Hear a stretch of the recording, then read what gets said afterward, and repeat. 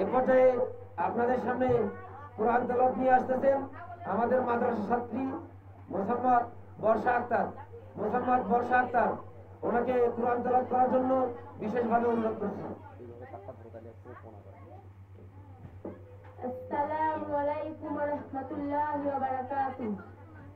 আউযু বিল্লাহি মিনাশ শাইতানির রাজীম।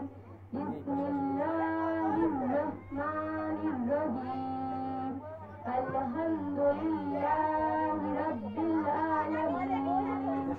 আর-রাহমানির রাহিম। মালিকি ইয়াউমিদ্দিন।